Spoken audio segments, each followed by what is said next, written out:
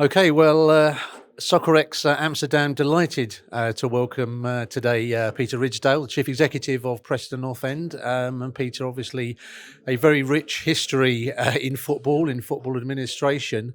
Um, Obviously, going back on all of the clubs and things you've been involved with, there's been clubs like Barnsley and Cardiff and Plymouth, and obviously the Leeds situation as well.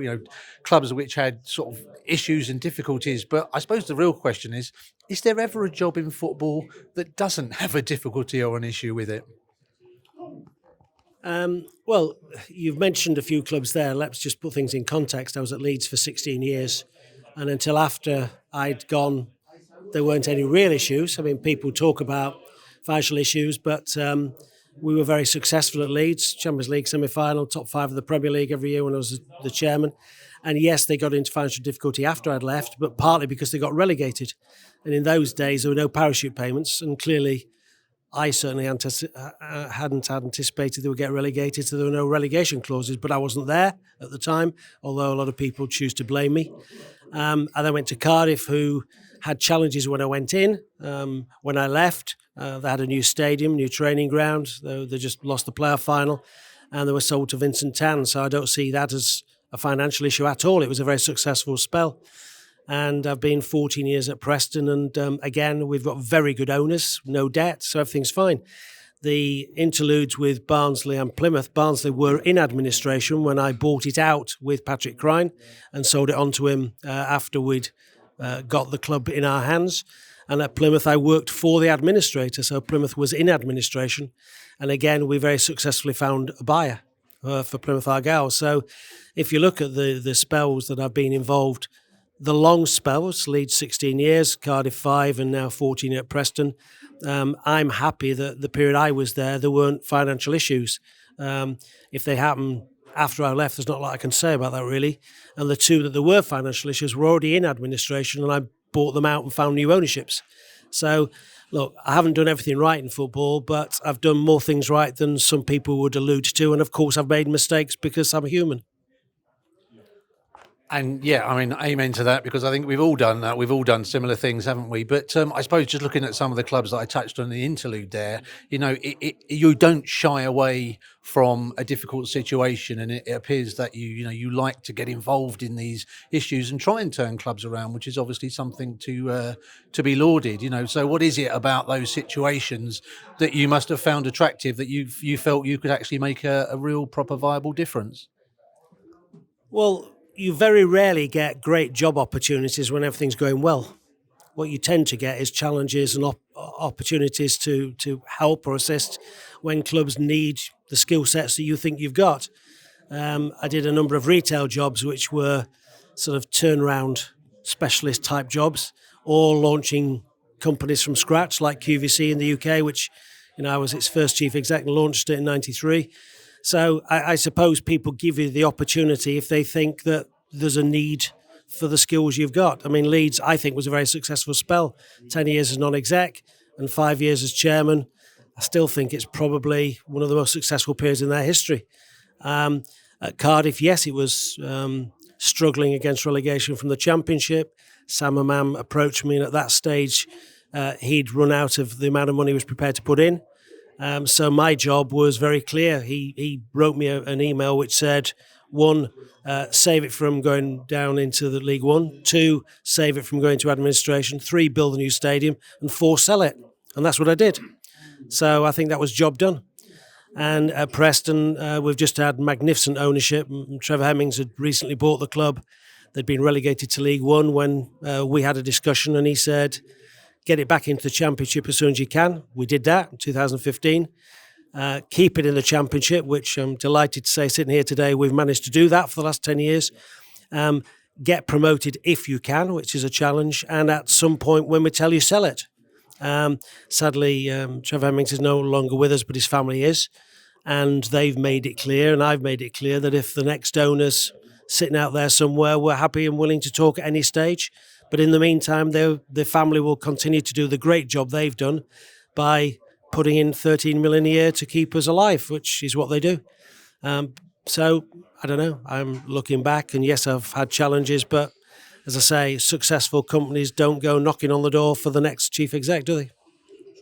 And I was going to ask about the ownership issue. I think you alluded to it there with regards to Preston North End at the moment. And I've sort of read pieces recently that there's been a number of potential owners. How tough is it for clubs now, generally, across the EFL, across the Premier League, to A, find new owners, to find people who want to sort of invest in them, and B, the dreaded checks on actually are these owners going to be fit and proper and actually stand the test of time with the club? It must be a very difficult position that chief executives are in as well, to find the right fit for a club. I think supporters think that we just say we're happy to invite the next owner along and they'll knock on the door tomorrow. If you actually look at the number of clubs who have willingly changed hands in recent years against the total number of professional football clubs, it's not that many. Those that do, a lot are in the Premier League. Some are obviously in lower divisions. But there isn't a queue of people out there with massive checkbook ready and willing to come into clubs. And in the main, in the Championship, clubs are losing money. So when people talk to you, they look and they say, crikey, it's 13 million just to stand still. So if I want some fun money, it's got to be more than that. And then, of course, you've got profit and sustainability rules. So profit and sustainability rules don't allow somebody just to come in with a blank cheque and say, I'll spend what I can to get in the Premier League. So that of itself has been a detriment to some of the people we've talked to. But then, as you quite rightly say, are these people who they say they are they in it for the long haul? And one of the things we've said is the price of the club isn't the issue. The issue is we want somebody who is in this for the long haul, who will take the legacy of what Preston North End have achieved over the last, since we won the league in 1880-89, we've had stable ownership all the way through. And that legacy is critical if we're going to hand the club over to somebody else. So what I say when people ring up is, fine, tell me, 1, who the principal is, 2, how much the offer is, 3, where's the source of funds from, and can we see that they've got enough funds to buy and do a 2-year business plan? And then here's the keys. And when we get to question 3 or 4, we don't hear from them again. So we're here, we're willing. It's not a fire sale. The Hemmings family made it absolutely clear they will keep it going for as long as they own it. They've got the wherewithal to do it. They've got the commitment to do it and the passion to do it, but they won't stand in the way. So if somebody does want to talk to us about investment, the door is always open. Obviously, fans will look at various roles in football clubs, and chief exec. It must be a very easy role. You just turn up and watch the games. Obviously, people involved in football will know that you are the club. You are the community side of things. You are the financial side of things. You're the marketing side of things. You are on the pitch. I mean, how do you look at all of those different areas? And you must feel the responsibility for literally every aspect of a football club. The challenge that we face, to be frank, is you've got an owner who, quite rightly, it's his money and he says this is how much I'm prepared to put in. You've got a manager who, again, justifiably wants you to spend and invest as much as possible to give them the best chance on the field of play. And you've got supporters who demand success, feel they're entitled to success. And to be frank, we would like to deliver that success for them. But that balance isn't easy. One is it's not my money. So as the chief executive of the football club, I think a number of our supporters take to social media regularly and say, you need to sack Ridsdale, he's not good enough, he's not doing this, in the perhaps naive belief that if they sacked me, suddenly the checkbook changes. It doesn't change if they sack me, it changes maybe if we change ownership, but again, time will tell. But all I am doing is doing the best I can with the budget that I'm given. Everybody inside the club understands the budget. The ownership are totally clear on what they're prepared to put in, and that's a dream because they tell me in advance how much they're prepared to put in, and we do our best with that amount of money. The issue in any sport and football is that only one club can win the league, 3 go up. Of the next 21, 3 of the rest of the 21 go down into the division below, and the rest of us survive. That's not acceptable to supporters worldwide. They just want their clubs to do well. But there are relatively few winners, and it's getting harder because, as you've already said, there are some clubs where the ownership might have changed, and we've seen big spending power come into clubs like Birmingham and potentially Wrexham, Time will tell, in their first year in the Championship. But you've also seen big spending go into clubs who've either gone then into administration because the owner can't sustain it, or they've been relegated. Clubs close to us, Wigan, twice they've had to change ownership since Dave Whelan left. Bolton have had to change ownership. You've had Derby, which is a massive club, where that ownership model was a challenge and a difficulty, and that needed to survive. Plymouth Argyle, we've mentioned, a massive club in the southwest of England, again went into administration. So for every new owner who's out there with a big checkbook, there's perhaps ownership models that have stopped working. And stability, which we've got, is described as boring. We're proud of the fact we do pay the players and the staff don't have to wake up in the morning worrying about getting paid. We pay the bills. But as I say, people say that's repetitive and boring. What they want is excitement.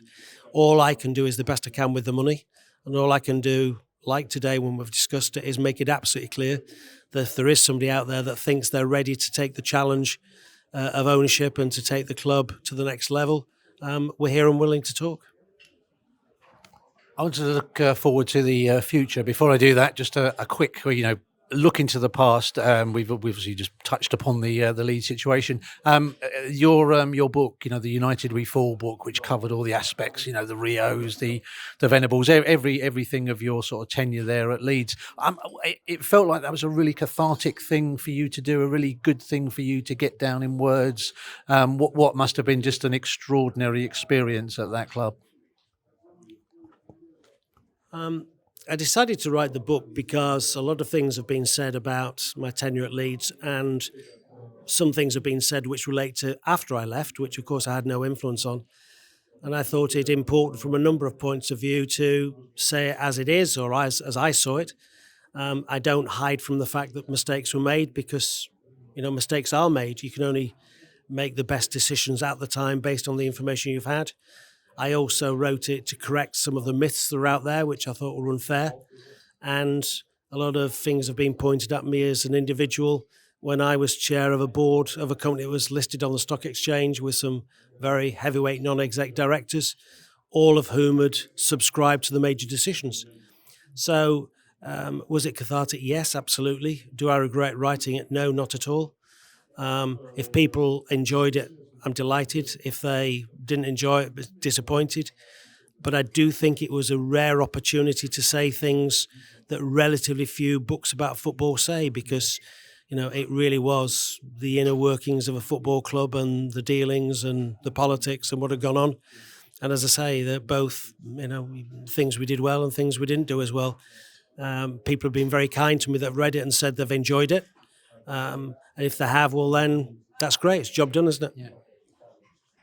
And just as a result of that, one thing that kind of I wanted to touch on, and I know it's not the nicest of things, but I think it transcends football, and I think it transcends, the importance people stress upon what goes on in the pitch was back in Istanbul in 2000, and I know that the terrible incidents there when you were over there and the role you played, and I think you've kind of downplayed that, but I think people really did see you come to the fore there. I mean, that must have left a lasting effect on you, because obviously, absolutely something that no one would wish to be involved with in that situation. The difficulty in talking about it is that Istanbul wasn't about anything I did. It was the fact we had a disastrous situation where two of our supporters were murdered. And all I did on the day and subsequently was the best that I could in reacting to the circumstances. There are certain things I might have done differently. Would I have played the game? Probably not. The consequences of that at the time were difficult because we'd have been thrown out of the competition. But what happened. As far as that night, it was horrific, and some of the scenes I saw that night will live with me forever. I was very grateful and humbled that recently the families invited me, and the supporters of Leeds United invited me to the 25th anniversary dinner at Elland Road as guest of honour. And that was humbling because, to be honest, it wasn't about me that night. It was about Christopher and Kevin and their families. So it happened. We came into a situation where two people went to watch a football match and didn't return, which should never, ever happen in football. And you know, I don't like particularly talking about it because the danger is that people think I'm trying to get some credit for anything that happened that night, and that's the last thing I would ever want. Because, as I say, it was about Christopher, Kevin, their families, and it was lovely to see their families at the dinner a few weeks ago. And as I say, even more humbling that they invited me along and wanted me to join them, given obviously a lot of people in Leeds don't necessarily see me as somebody they want to welcome back every week. No, and I think the point I was making there as well was that you've downplayed what was such a terrible, terrible situation as well, and it was such a laudable role in that. Okay, so I'm going to come to final question. I'm going to strip you of your role at Preston North End of all of the past that you've had, but just to say, Peter, looking forward, looking ahead to football administration, what would you like to see? What, if you have the ability and the power to rule FIFA, to rule UEFA, to rule the FA, what changes would you make? What things could you do, or would you like to see that would just make the future of football, easier, more possible, more community focused? How would you take the game forward from what it is at the moment? Well, look, I'll never be given the opportunity to do any of the things you asked me there in terms of football administration, leadership. However, I think there's a number of things. First of all, I'm not convinced that some of the new ownership models are to the betterment of traditional football fans. I think that they are, in some cases, being left behind and lost and ignored. And as somebody who was a football supporter who ended up in the boardroom, I don't think you can ever dismiss the support and the loyalty and the family traditions. We saw that at Goodison Park, and we just saw the emotion that was outpouring there of people whose families had supported Everton for years, and obviously what it meant moving away from Goodison Park to Bramley Dock. When I see and hear some of the things that are happening in some of our so-called big football clubs, where new ownerships are ignoring those people whose livelihoods it's been for years and years, and they've been putting their share of their income into watching football clubs. I worry about that. I think that some clubs see it as a bit of a franchise model and wouldn't really care whether they played in English football or elsewhere, and that's scary. And I also think the current distribution model from the Premier League through to the Football League needs readdressing, because I don't think anybody would design the distribution if all 92 clubs were back together again. You wouldn't have the 20th club earning 109 million and the 21st 11. I know the 20th gets parachute payments, but that model just doesn't work. And we're seeing that with the 3 that go up coming straight back down again, the 3 that come down in the main going back up again. I know there's the odd hiccup on that with Luton going through this year, but Leeds obviously lost the playoffs last year and have now gone up with parachute payments. So the financial distribution model doesn't work. That needs readdressing.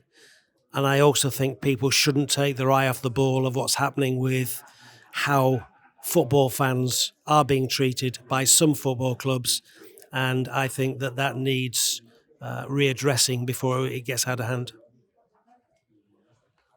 Peter, many thanks for your time today. Many thanks for the time you spent in football as well. It's been a pleasure to speak to you and also to follow you throughout the recent years as well. And we've been delighted to have you here at Soccerex Amsterdam. Thank you. Thank you very much.